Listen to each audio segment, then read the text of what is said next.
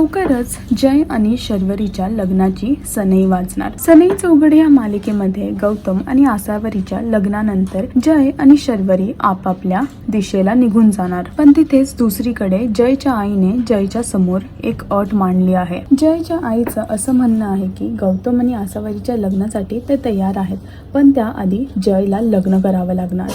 आता बघायचं हे आहे की जय आणि शर्वरी लग्न करणार की जयच्या आयुष्यात दुसऱ्या कुठल्या मुलगीची एंट्री होणार। आसावरी आणि गौतमचं लग्न सुद्धा कशा प्रकारे पार पडेल हे पाहण्यासाठी तुम्हाला मालिका सनई चौघडे हे पाहावं लागेल। आणि अजून अशी लेटेस्ट अपडेटसाठी टेलीचक्र रिजनलला सबस्क्राईब करायला विसरू नका।